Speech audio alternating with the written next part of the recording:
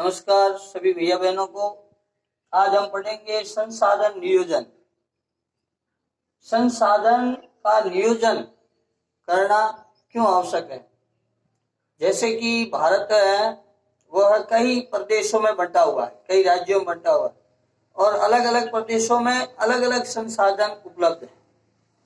तो वह जो संसाधन है उसका सब संसाधनों को राष्ट्र विकास के लिए किस प्रकार से उपयोग कर सकते हैं, तो उसके लिए संसाधन नियोजन करना पड़ता है, क्योंकि उन संसाधनों से पूरे राष्ट्र में विकास संभव करवाना आवश्यक है। अब संसाधन नियोजन के लिए क्या क्या कार्य करते हैं, उसके लिए क्या करना पड़ता है संसाधनों का नियोजन करने के लिए।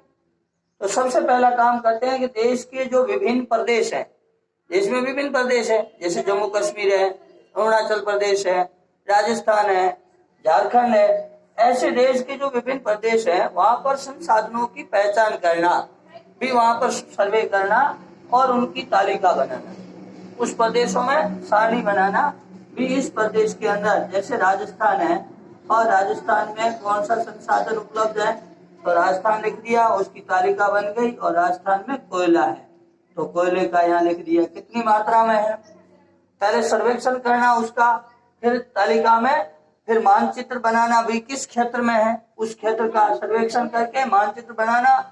फिर वह जो संसाधन उपलब्ध है वह संसाधन कितनी गुणात्मक है, कितनी गुणात्मक में है, मतलब कितनी उसके गुण कितने हैं, किस क्वालिटी का है, कितने गुणात्मक है, और मात्रात्मक उसका अनुमान लगाना भाई कितनी मात्रा में है।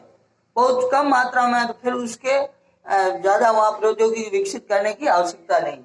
तो मात्रा देखना किस मात्रा में और किस गुण का है, उसकी गुणात्मक और मात्रात्मक अनुमान लगाना कि इस मात्रा में है और इस गुण का यह संसाधन है। इतना होने के बाद उस संसाधन के लिए विकास योजनाएं बनाना भी, उस संसाधन को प्राप्त करना है।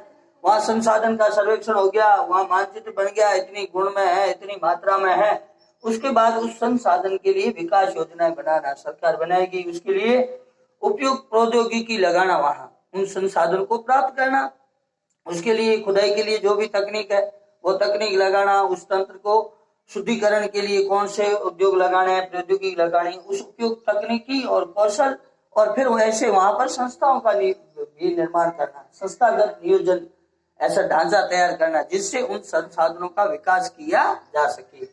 उसके बाद होता है कि संसाधनों का विकास एक योजना भी बनाना।